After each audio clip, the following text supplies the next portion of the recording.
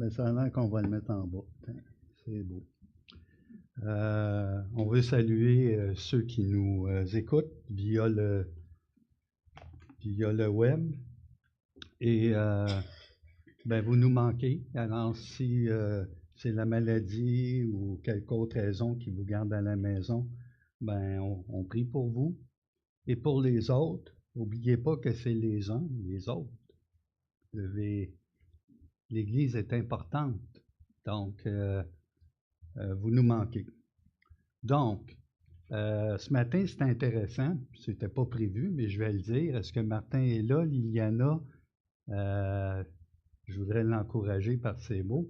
Mais il y a une chose, Martin, ce matin, ça fait 2 jours que le Seigneur me met à cœur. Puis quand tu as partagé la vision de l'Église, je me rappelais, j'ai dit, hey, je demande-tu à Martin de faire comme il faisait quelquefois, c'est-à-dire de demander aux gens de se saluer les uns les autres. Alors, la dernière fois, comme on commence à avoir plus de monde, ça commence à être plus long, hein? Ça désorganise un ordre, un culte. Mais au nom de Martin, et je suis sûr qu'il le ferait, c'est à la fin du culte, prenez le temps de saluer, mais pas nécessairement la personne que vous connaissez. Prenez le temps de... Et même si vous êtes obligé de faire répéter la personne parce que son prénom est difficile, bien dites-vous que votre prénom est difficile pour elle ou lui. J'ai travaillé avec une 50aine de nations à l'école, donc il n'y a aucune honte à faire répéter la personne et de semaine en semaine. Ça montre la préciosité des gens qui forment l'Église. Et on va au-delà des cultures. Ni juifs, ni grecs, ni païens, ni hommes, ni femmes, ni esclaves, ni libres, ni martiens. Non, ça c'est pas indiqué. OK. Donc, alors pour le bénéfice de Liliana qui vient de s'asseoir, alors il ne faut pas oublier que Christ est le chef de l'Église et l'homme est le chef de la femme, mais que Christ a donné sa vie pour l'Église. Hein? Alors je dois donner ma vie pour celle que Dieu m'a donnée. Hein? Donc, rendu là, on va prier. D'accord? Prions. Notre Dieu, notre Père, nous te louons de la clarté de ta parole et comment tu prends soin de nous. C'est ce que nous allons voir avec Éphésiens ce matin.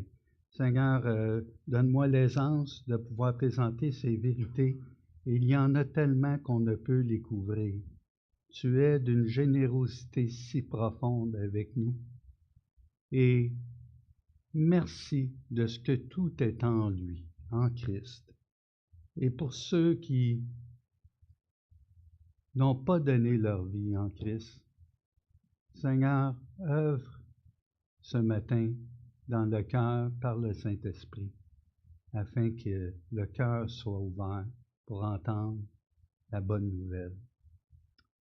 Par le nom de Jésus. Amen. Alors, on reprend après quelques semaines et je vais faire la lecture d'Éphésiens 1. Mais on va le remettre plus tard, Daniel. Merci. Alors, faites silence dans vos cœurs. Vous êtes prêts?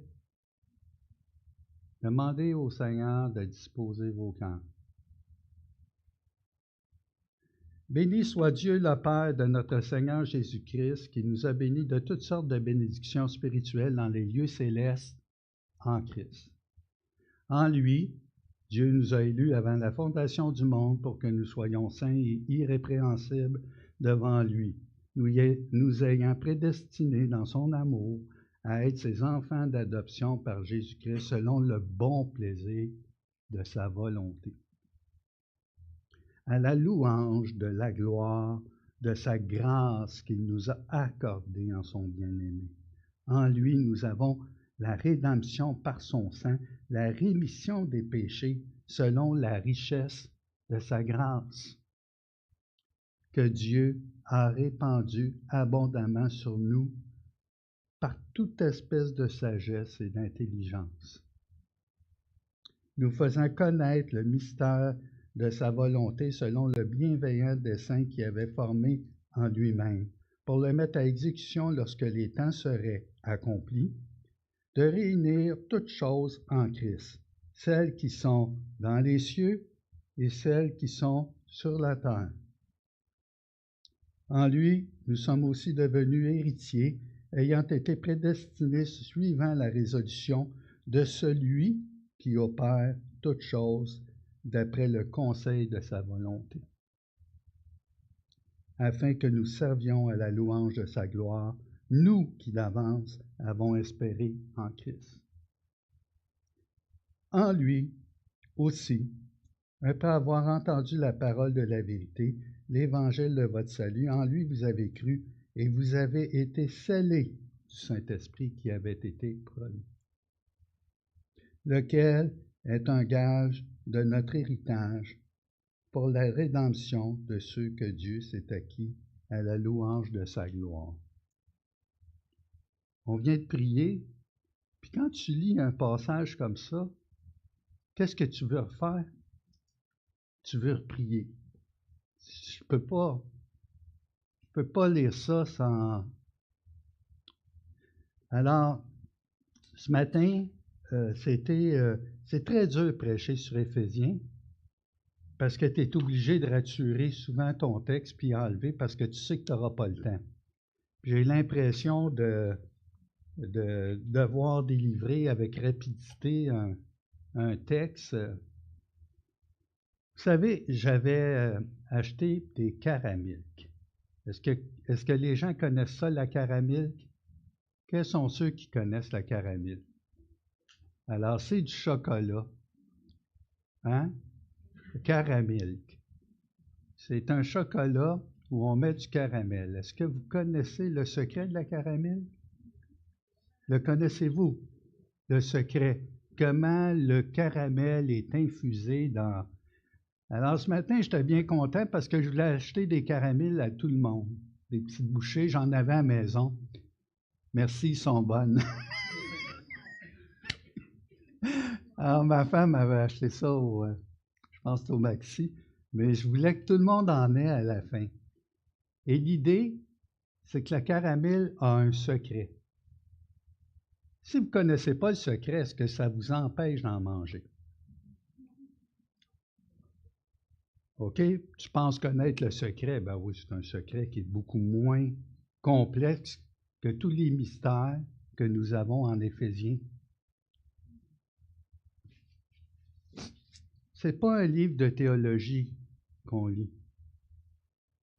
On veut pénétrer la parole de Dieu pour qu'elle pénètre nos cœurs. Et vous n'avez pas besoin de comprendre tous les mystères, déroutants parfois, qui est dans Éphésiens. Alors là, je prenais la tablette de chocolat, puis je mangeais devant vous. Puis à la fin, je vous disais, vous aurez des bouchées, j'en ai donné pour tout le monde. OK? Donc, c'était ça. On a sauvé du temps. Ce matin, un rappel. Gardez toujours votre doigt dans le texte. On va rester vraiment dans le texte. C'est l'idée. Ce qui est écrit du verset 3 au verset 14, ça s'appelle une eulogia. Eulogie, en français. Mais le terme béni, c'est eulogia.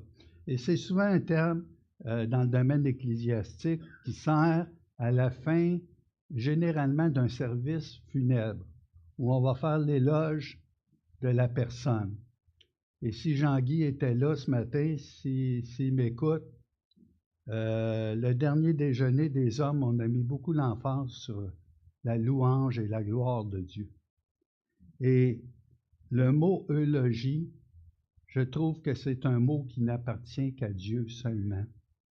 Et souvent, on va faire, je ne sais pas si pour ceux qui sont habitués de regarder un peu des fois la télévision, il y a une émission animée par Patrice Lécuyer qui s'appelle Prière de ne pas envoyer de fleurs. Et là, on fait le bien cuit d'une personne vivante comme si elle était morte. On invite des gens, en bon québécois, à se payer de sa tête, mais d'une manière gentille, puis qui finit généralement très bien. Alors, il y a plusieurs invités qui viennent, puis on fait l'éloge. Lorsque ma mère est décédée, j'ai été en avant faire l'eulogie, mais je n'avais préparé aucun texte. Et ma mère était catholique, donc au niveau du service, je faisais l'eulogie et j'aurais échangé l'eulogie pour le fait qu'elle puisse connaître le Seigneur. Alors, d'élever une personne ne la rend pas digne d'entrer au ciel. Le seul qui est digne d'honneur, de gloire, de puissance, c'est celui qui nous donne notre véritable valeur. Alors, préparez-vous, ça va aller vite. C'est rare avec moi, là, mais... Alors, dans le passage, dans l'eulogie, on a le mot qui apparaît 2 fois, donc béni, de toutes sortes de bénédictions. C'est le même mot, eulogia, qui n'apparaît que 3 fois, je pense, dans le Nouveau Testament. Et vous avez, tout au long du texte, à la louange, qui va être mentionné 3 fois, au verset 6, au verset 12, au verset 14. Alors, s'il n'y a pas de message là, ben, vous allez avoir de la difficulté de comprendre. Et comprenez aussi que c'est spirituellement qu'on juge de l'Écriture.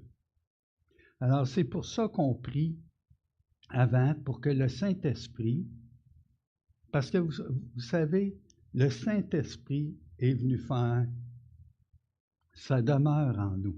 Le Saint-Esprit, ce n'est pas une force, une puissance, mais c'est avant tout une personne.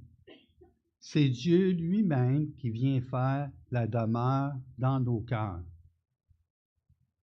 Vous connaissez ça, mais réalise ce matin que le Seigneur est dans ton cœur, parce que si quelqu'un n'a pas l'Esprit de Christ, il ne lui appartient pas. Et ce matin, si tu n'appartiens pas à Christ, c'est une invitation à écouter son appel efficace. Dans ce passage, c'est tellement beau que vous avez une structure, c'est comme une symphonie. Vous avez le Père dans les versets 3 à 6. Ensuite, 7 à 11, vous avez le Fils. Et ensuite, vous avez le Saint-Esprit de 11 à 14. Mais dans chacun, vous avez toujours l'essence du Fils. En lui, en lui, en lui. 11 fois sur 12 versets. Alors, si tu ne comprends pas la place importante, en bon québécois, tu ne le comprendras jamais, à moins que le Saint-Esprit rouvre ton cœur. Donc, c'est une symphonie, c'est un chef-d'œuvre qui met l'emphase, la raison de toute chose, à savoir la louange du Dieu 3 fois saint. Le Père, le Fils et le Saint-Esprit. Le refrain met l'éclairage sur le personnage clé de cette épopée, c'est Jésus-Christ. C'est l'obéissance complète du Messie jusqu'à la mort sur la croix et pleinement agréé du Père en la résurrection. Nous avons été élus avant la fondation du monde. Réfléchissez à ça. Le monde n'était même pas créé. Et là, tu te dis, ah, Dieu connaissait tout le plan, il savait que Satan était pour se révolter, ensuite que l'homme était pour chuter. Puis là, tu commences à penser à ça. N'oubliez pas la caramel. Tu peux en manger. Sentez et voyez combien l'Éternel est bon. Et ça s'appelle des mystères que Dieu a bien voulu nous révéler. Nous avons été élus avant la fondation du monde pour servir la louange de sa gloire. Voilà la raison de notre existence, et pas seulement la nôtre, écoutez bien ça, mais de tout ce qui existe, les visibles et les invisibles. L'homme, on est égocentrique. Mais ici, là, c'est plus que l'homme qui est en jeu. C'est que Dieu est venu réconcilier le monde, la création et toutes choses qu'on ne connaît pas, qu'on ne voit pas. Tout ce qui existe, incluant l'homme, a été créé à la gloire de Dieu. Dieu n'a pas créé l'homme parce qu'il nous devait quelque chose, ou encore qu'il aurait trouvé l'éternité bien ennuyante en étant seul dans son saint conseil.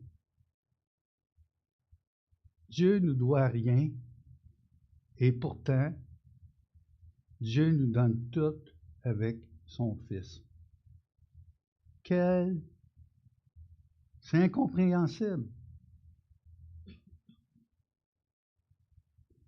Alors, toutes sortes de bénédictions spirituelles nous sont accessibles en Christ dès notre nouvelle naissance sur la terre et pour l'éternité dans les cieux.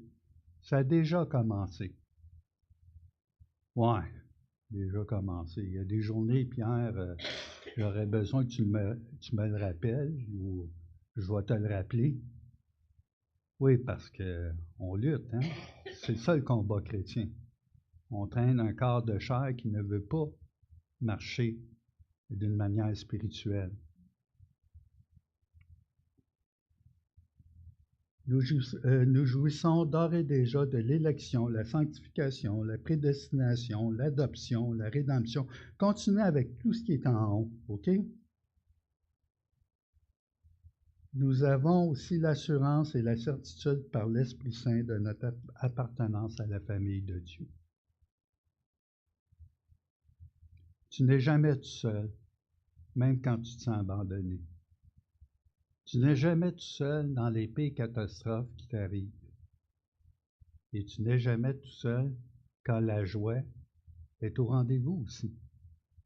Une vie bien balancée. Alors, nous sommes héritiers qui sommes, écoutez bien là, nous sommes héritiers qui sont son héritage. Alors, c'est cléro, hein, Alexandre? Le verbe cléro.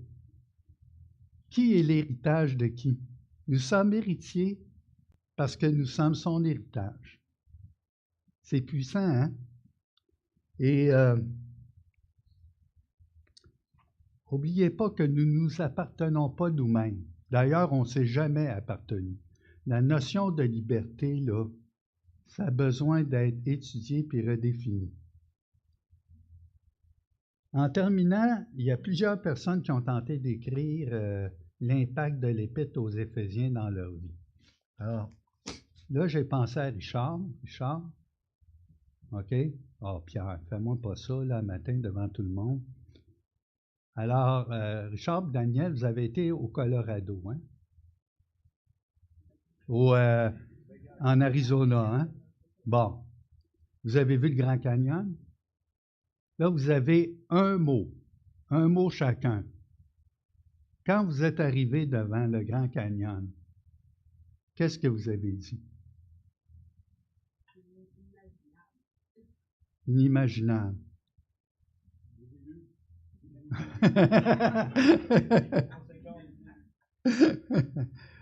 Alors, vous me reprenez si ce n'est pas exact, mais Ruth Paxson, c'est une madame en 1889, elle était missionnaire. Elle a œuvré beaucoup au niveau du Y pour les femmes. YWCA, là, le YMCA, c'est pour les hommes, mais l'autre, c'est pour les femmes. Ben, elle a écrit beaucoup de volumes d'édification spirituelle. Dans ces années-là, donc, ce n'était pas nécessairement, je vous dirais, fréquent. pour les femmes d'écrire, puis d'avoir leurs livres édités. Il y en a beaucoup d'édités par Moody Press. Donc, elle a dit qu'Éphésiens, c'est le grand canyon de l'Écriture. Et l'expression, c'est « à couper le souffle ». C'est-tu vrai? Hein? À couper le souffle par sa splendeur, mais écoutez bien, inépuisable lorsqu'on y plonge pour l'étudier. Je ne pensais pas que c'était pour être aussi difficile. John Mackay, lui, c'était un des présidents de Princeton Theological Seminary dans le temps. Lui, à l'âge de 14 ans, qu'est-ce qui est arrivé? C'est qu'il a lu Éphésiens, puis ça l'a converti. Mais en fait, c'est le Seigneur qui l'a converti. Il a eu l'appel efficace, juste en lisant cette épître si profonde. Westcott, lui, il dit qu'il y a un appendice dans son commentaire. Il dit qu'il y a 27 doctrines, au moins, qui sont touchées dans Éphésiens. Stott, lui, dit que la lettre, dans son entièreté, représente une magnifique combinaison des doctrines chrétiennes, du service chrétien, de la foi chrétienne et de la vie chrétienne. Nous y voyons ce que Dieu fait par Christ et ce qu'il revient d'être et de faire en retour par l'assistance du Saint-Esprit. Vous avez bien compris? Ce qu'on fait, tout ça, c'est la situation normale d'un cœur qui considère.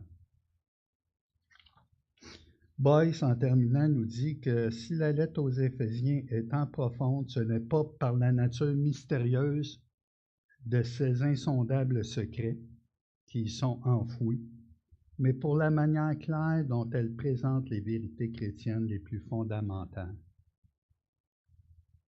Et c'est normal que vous ne compreniez pas toute la lettre aux Éphésiens, parce que c'est une lettre qu'on va continuer, je pense, dans l'éternité, à avoir la bouche bée. Vous savez, l'éternité, c'est que je pense que les premières centaines d'années, on va avoir de la difficulté de refermer la bouche. Vous savez, c'est quoi un kaléidoscope? Savez-vous c'est quoi? C'est une petite lentille qu'on achète pour les enfants et dont les parents s'accaparent. C'est ce fameux petit tube où tu bouges, puis tu vois toutes les couleurs, puis les formes, vous connaissez, OK? Puis là, l'enfant reçoit ça, puis là, il commence, puis là, le père est dans le salon. Mais qu'est-ce que tu fais avec le bon? OK. Ça vient de beau, ça vient d'aspect, puis ça vient scope, c'est observer. Donc, kaléidoscope. Quand on regarde la lettre aux Éphésiens, ce qui est révélé, on voit, vous savez, là, je vous donne cet exemple-là, puis on va rentrer profondément dans l'étude. Si vous passez dans tous les magasins de peinture, puis vous achetez des chartes de couleurs, vous prenez des chartes de couleurs, vous savez c'est quoi les fameux cartons? Puis là, il y a toujours un de vos enfants qui veut toutes les collectionner. Laissez-le à la liste des compagnies, ils en ont. Mais là, il veut faire tout l'assemblage des couleurs que la Terre peut. On ne réussira pas. On ne réussira pas, malgré le kaléidoscope, tu ne peux pas amener toutes les teintes, les tons, les couleurs, en ramassant les différentes compagnies de peinture, c'est l'extrême, le souffle coupé, vous comprenez? Alors, Éphésiens, j'ai donné comme titre, tu peux y aller, Daniel. Donc, racheté d'un maître tyrannique pour appartenir à Dieu en Jésus-Christ, pour le servir et célébrer sa gloire. Il est long ton titre, Pierre? Bon, j'aurais pu marquer « Sentez et voyez combien l'Éternel est bon ». Mais ici, racheté d'un maître tyrannique pour appartenir à Dieu en lui, en Jésus-Christ, pour le servir et célébrer sa gloire. C'est ce que l'Épître aux Éphésiens, d'ailleurs, va va nous montrer à faire. D'accord? Qu'est-ce que je peux vous dire? Les versets 13 à 14, on va commencer par le 13. En lui, vous aussi, après avoir entendu la parole de vérité, l'évangile de votre salut, en lui vous avez cru et vous avez été scellés du Saint-Esprit qui avait été promis. Alors, pour ceux qui ne sont pas habitués avec moi, bien, on traverse la parole. C'est ce qu'on fait. Et on va passer tout de suite au premier mot parce que le temps va nous manquer. En lui. C'est qui ça? Ah ben, vous me suivez. Ce matin, c'est vous qui allez me donner le cours. En Christ. D'accord? En lui. Deuxième. Vous aussi. Alors là, je pourrais faire mon comique et dire, vous aussi. Mais là, je vous ai fait lire le texte au complet, hein? Quel pronom c'était avant? Nous. Nous. Là, alors, on peut dire, ah ben, c'est les Juifs. Oui, retenez ça. Ben, ça peut être Paul, puis les gens qui l'accompagnaient, nous. OK? Puis là, c'est voulu. Vous. Là, on va voir pourquoi. D'accord? Vous aussi. Alors, vous aussi, c'est les Éphésiens, les Laodicéens, les gens de Pergame, de Smyrne, d'Asie mineure, parce que Paul y a travaillé 3 ans, et on parle peut-être d'une lettre circulaire, mais adressée en premier aux Éphésiens. D'accord? Daniel. Après avoir entendu. Est-ce que vous m'écoutez? Est-ce que vous m'écoutez? Vous m'écoutez? Ben, déjà, c'est bon. Est-ce que j'ai besoin d'expliquer après avoir entendu? Mais après quoi? Pose-toi des questions. Daniel, la parole de vérité, la parole de sainteté, la parole éternelle, la parole de Dieu. Mais ici, c'est intéressant de voir qu'il a mis la parole de vérité, aléthéias. Et ça fait contraste avec l'erreur. La lettre aux Éphésiens ressemble beaucoup à la lettre aux Colossiens. Ben, c'est pas étonnant, c'est Paul qui l'a écrit. Il y en a encore qui se posent des questions là, dans les introductions, mais c'est très conforme. Et ici, la vérité fait contraste avec l'erreur. D'accord? Donc, vous avez entendu la vérité. Il y a un jeu que vous pouvez faire avec cette disposition. Vous pouvez reconstruire la phrase dans un autre ordre, mais en essayant de garder le sens complet de ce que ça veut dire dans son sens actuel. On appelle ça une activité ludique, là. C'est fait pour les vieux comme moi. Faites comme les vieux, comme M. Bouchard. Vous en donnez, mettez ça, là, puis ça nous aide à nous rappeler vos prénoms. Activité ludique. Hein? Tu connais ça, Émilie, en technique de loisir? Tu as vu ça, hein? OK? En lui, vous avez cru. La parole de vérité, vas-y, Daniel. L'Évangile. Ah, c'est pas n'importe quoi. En lui, en l'Évangile? Non, non, en lui, Pierre ne confond pas, c'est Christ. Vous aussi, et on pourrait dire, ben, moi aussi, là, je fais partie de... Après avoir entendu la parole de vérité, contrairement au culte païen, au culte des déesses, au culte de ces divinités, la parole de vérité, c'est l'Évangile. Puis l'Évangile, ben ça parle de quoi? L'Évangile, c'est 74 fois dans le Nouveau Testament. Ça doit vouloir dire quelque chose, hein? La bonne nouvelle. La bonne nouvelle. Et, Daniel, de votre salut. Le mot salut a tellement été utilisé dans le monde évangélique qu'on a de la difficulté à en saisir pleinement le sens. C'est le mot sotérias. Quand c'est sotériologie, quand vous faites l'étude du salut, c'est la doctrine qu'on étudie. Mais ici, de votre salut, comprenez que c'est votre délivrance, votre sauvetage, votre libération.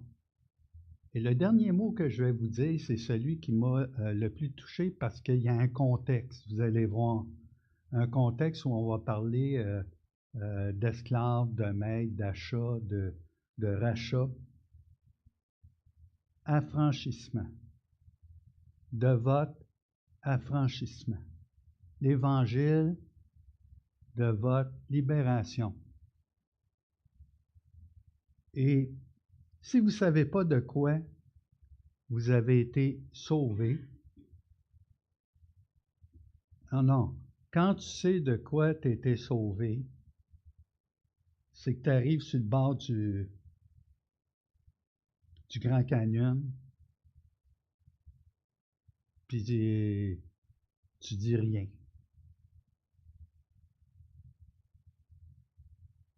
Puis tu peux partir à pleurer.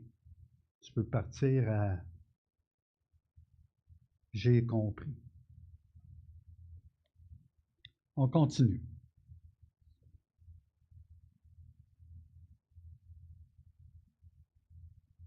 En lui. Ah, encore, il est là. C'est qui? Jésus-Christ. Non, mais en lui. Ça arrive comme un refrain, la symphonie, là, à 3 mouvements, 11 fois, en lui, en Christ. Donc,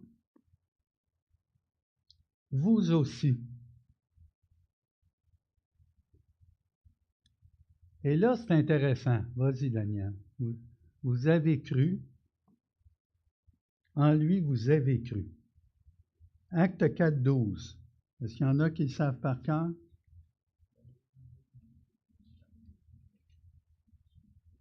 Aucun autre nom, hein, Roland? En lui, hein? Donc, vous avez cru. Vous avez cru la bonne nouvelle. Vous avez cru l'Évangile. Et l'Évangile, c'est une personne, c'est Jésus-Christ.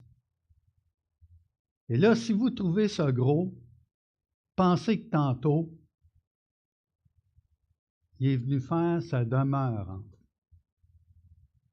Ça, c'est un mystère. Non, je vais le répéter parce qu'on est habitué, mais, tu sais, quand tu traînes un peu partout, oublie jamais que tu traînes l'Esprit de Dieu avec toi.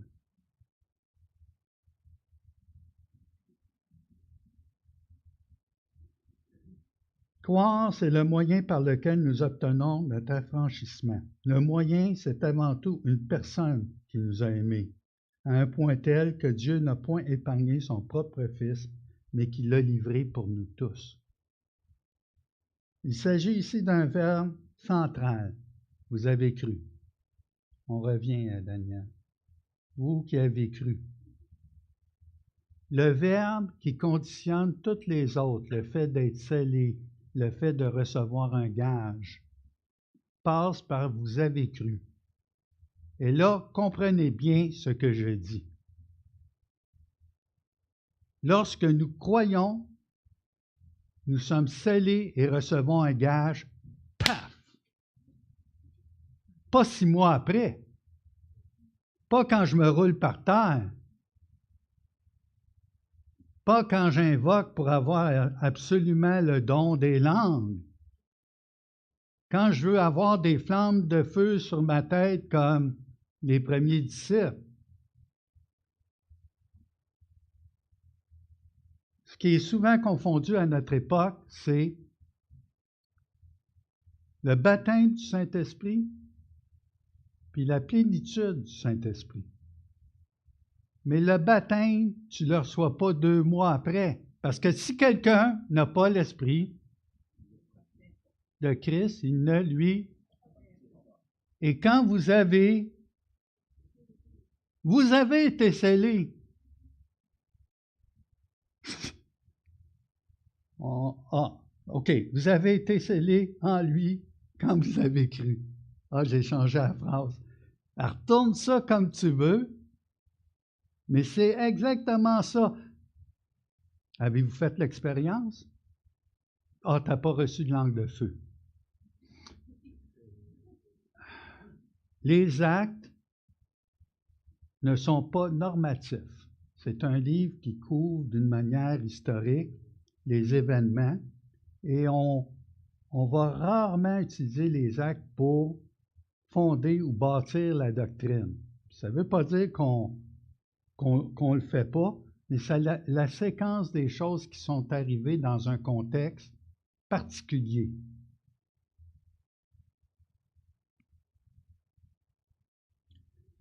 Donc, c'est le verbe central ici, de croire, de recevoir un gage, puis s'établit le même temps. On ne parle pas ici de séquence qui s'étale dans le temps. Mais oui, Pierre, regarde ton texte. OK? En lui, vous avez cru, vous avez été scellés, Daniel, du Saint-Esprit. Wow! Daniel, qui avait été promis avant la fondation du monde. C'est pas juste dans l'Ancien Testament, dans Joël, là, OK? Ou dans Ézéchiel. Avant la fondation du monde, Dieu savait exactement ce qu'il était pour faire. Le Saint-Esprit dans ton cœur. C'est tout un miracle, ça. Tu crois encore ça, toi, Pierre? Ben oui. Je crois un gros bateau aussi, dans le temps du déluge, là. Puis je crois aussi que les gens vivaient longtemps. C'est écrit. Vous êtes bien naïf, vous, M. Morin. Oh oui, je suis naïf en la parole de Dieu.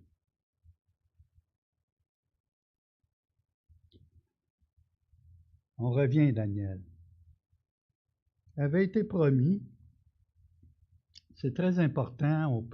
Je peux passer beaucoup de temps là-dessus, mais je vais le faire tantôt. Donc, je pourrais prendre les passages dans Actes, dans Joël. Ça a été promis par Jésus aussi au chapitre 14. Vous recevrez donc un autre consolateur.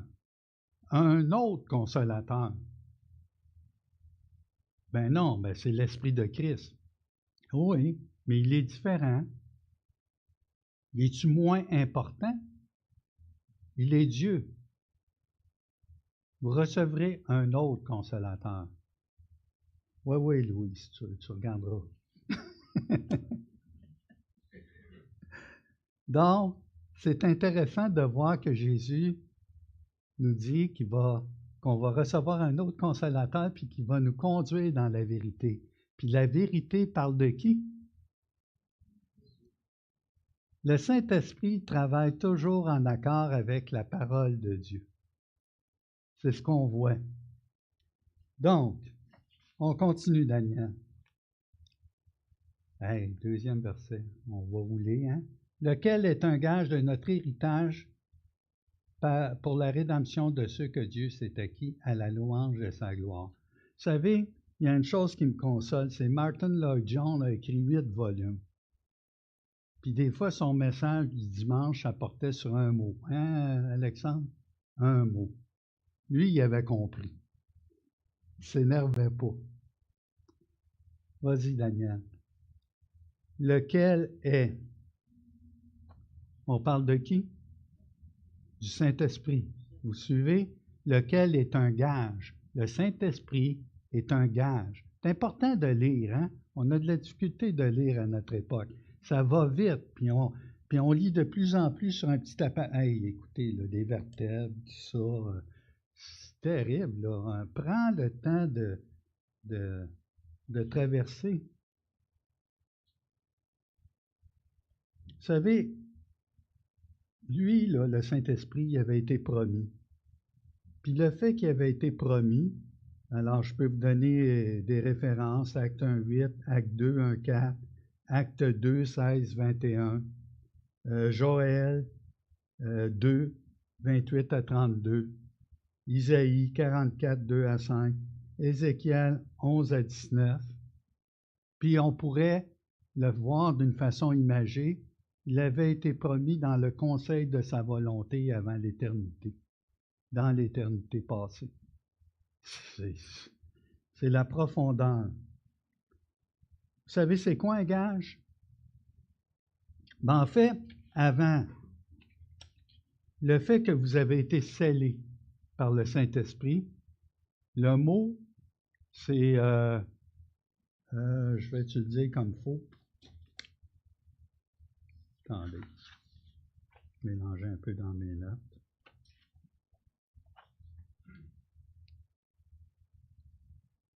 C'est le mot sphragis. C'est un sceau. D'accord? Vous avez été scellé. Puis le sceau, ça fait foi de la possession de la personne, du bétail ou de la chose qui est marquée. Donc, ça fait foi de son propriétaire. Et souvent, vous le voyez dans des films d'époque, on va cacheter une lettre avec soit une bague, avec les effigies, OK? Puis souvent, ben, le sceau garantissait l'authenticité de la propriété. Ce sceau, à l'époque, était souvent constitué soit d'une pierre dure, métal ou tout ça, et on y retrouvait l'effigie d'une divinité, une image, des initiales de la famille, la personne. Et c'est intéressant parce que si on voit 2 Corinthiens 1:22, je vous fais la lecture très rapide. Dans 2 Corinthiens 1:22,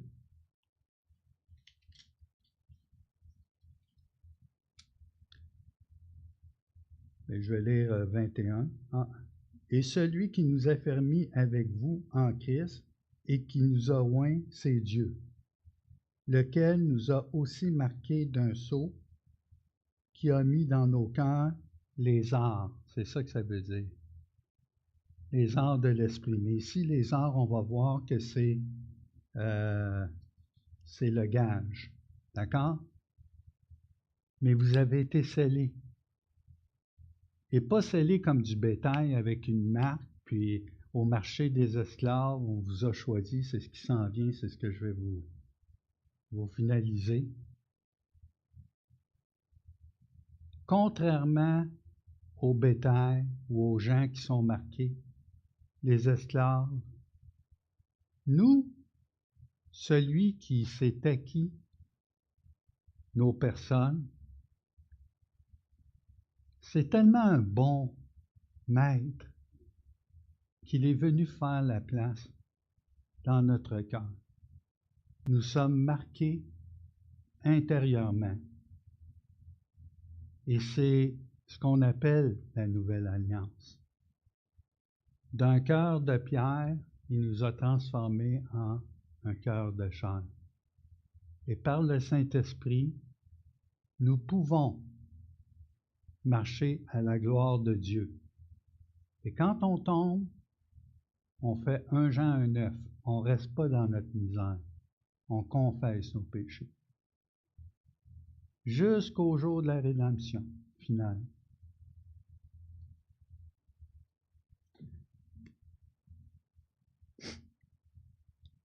Il faut que je vous le dise parce que j'ai eu cette pensée-là. Vous savez que j'ai travaillé dans un milieu dur ou dans un quartier où c'était à la jonction du quartier Hochelaga-Maisonneuve, centre-sud. Donc, j'avais affaire avec beaucoup de travailleurs du sexe, puis dans le domaine de la prostitution, tout ça. Puis, beaucoup de mes étudiantes portaient un tatou dans le bas du dos, fièrement. Soit qui faisaient partie des Rocks, des Hells, c'est le crime organisé. Et je les regardais, elles étaient bien fières, c'était des belles personnes au niveau physique, mais esclaves de la misère,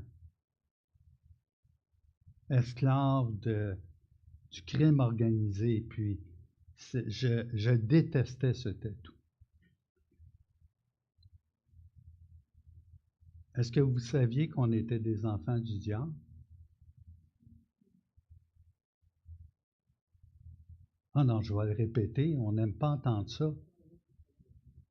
Ouais, on était des enfants du diable, marqués. Et au marché des esclaves, Dieu est venu nous réclamer. C'est de ça dont il est question. J'imagine les esclaves ici, là, ceux qui luttaient jour après jour, puis qui entendent ça. Ça devait être absolument marquant, ce texte-là. Alors, lorsque nous avons cru, nous avons été scellés. Hein? Nous avons été scellés de celui qui avait été promis.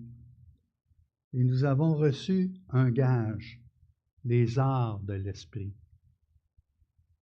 Et là, vous pouvez, 2 Corinthiens 1, 22, 2 Corinthiens 5, 5, ça apparaît 3 fois dans le Nouveau Testament, le mot arabon.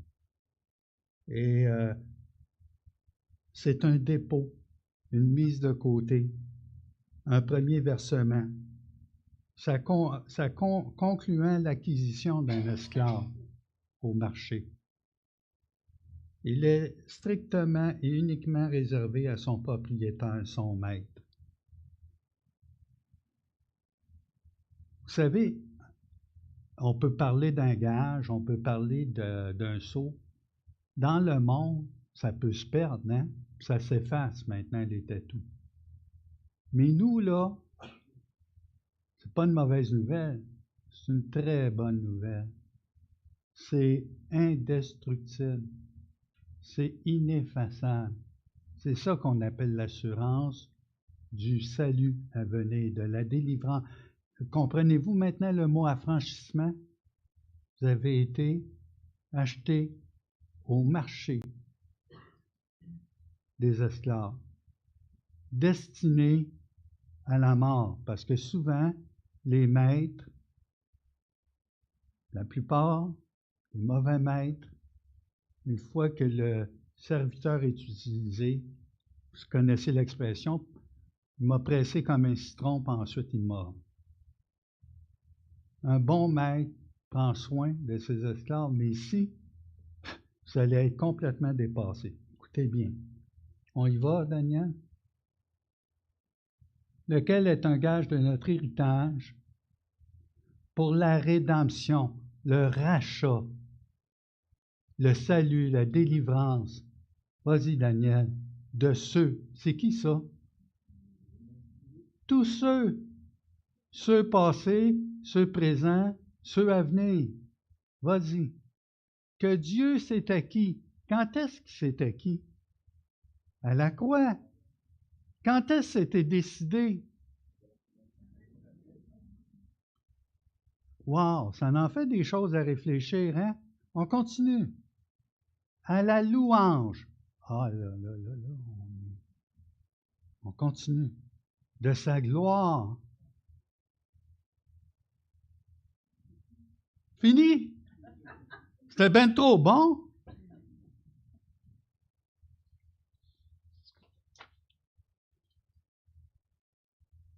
Pensons-y un instant. Notre acquéreur nous comble de grâce par-dessus grâce. celui qui nous achète, c'est lui qui... T'es-tu correct? Attends, je vais venir faire ma demeure en toi.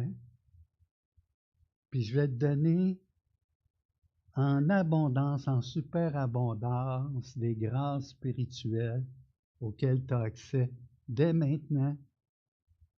Mais quelle sorte de maître que c'est? Quelle sorte de... On a été racheté par qui? Nous héritons de toutes sortes de bénédictions spirituelles dans les lieux célestes. Nous héritons des plus précieuses promesses. Puis tout cela déversé avec abondance. Incroyable. Incroyable. C'est ça, Daniel? C'est ça que tu as dit? Inimaginable, hein? Inimaginable, hein? Ici, on a plus que le Grand Canyon. Quoi d'autre? Que pouvons-nous ajouter? Lui qui n'a point... Écoutez, là, c'est des versets qu'on connaît, mais mettez-les ensemble. Lui qui n'a point épargné son propre Fils, son Fils unique. Comment ne nous donnera-t-il pas aussi toutes choses avec lui? Voyons, attends, là, je vais me frotter les yeux, je dois lire mal. La rédemption, c'est le rachat, c'est le salut. On était pris en otage. Vous savez, c'est quoi un otage? Réservé pour la condamnation éternelle. On ne sait pas c'est quoi la condamnation éternelle. Même John Stott, quand il a lu, il a lutté avec ça. Il dit non, il faut que... Impossible que l'homme souffre toute l'éternité. Ça doit faire... C'est impensable. Mais c'est ça.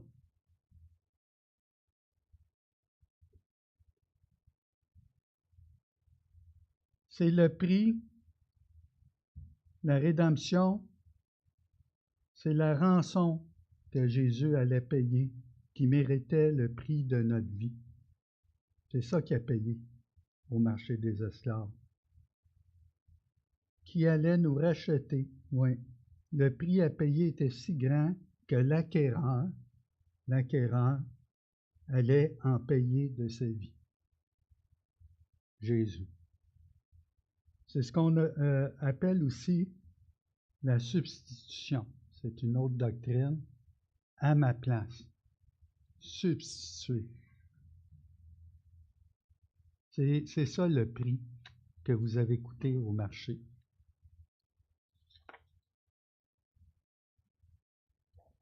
Maintenant, pour terminer, là je termine.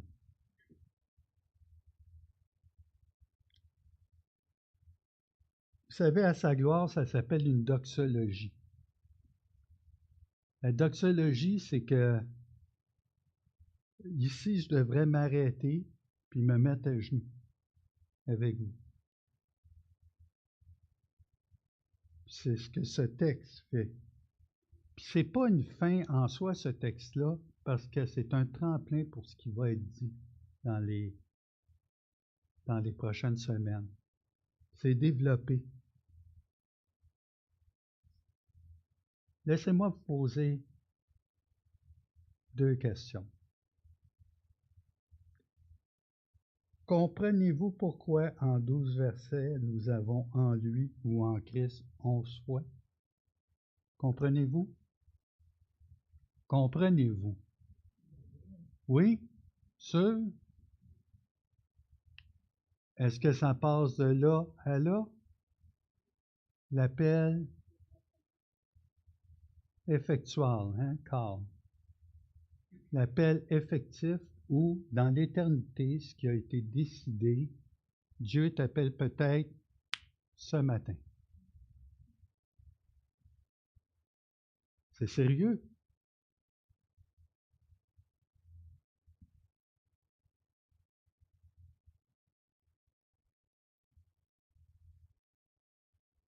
Mon ami, as-tu répondu au simple appel qui dit « Es-tu en lui? »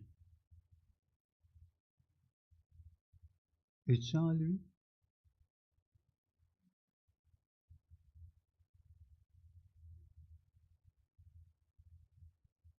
car il n'y a sous le ciel aucun autre nom qui ait été donné parmi les hommes par lequel nous puissions être sauvés.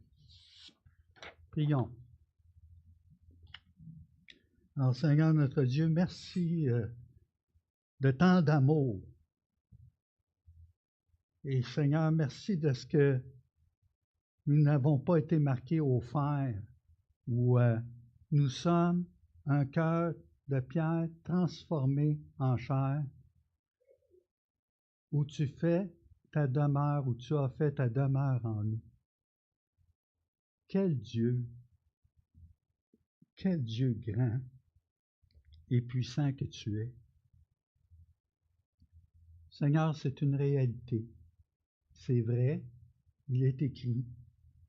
Et même si c'est d'une profondeur qu'on n'arrive pas à tout saisir, c'est ce que tu fais dans nos vies. Nous n'appartenons plus nous-mêmes, nous sommes ta possession qui avait été planifiée, conçue dans ton saint conseil, selon le bon plaisir de ta volonté, pour célébrer ta gloire à l'éternité et dans l'éternité. Notre Dieu, tu es grand et on veut tout simplement te dire merci et t'adorer. Par le nom puissant en lui de Jésus-Christ. Amen.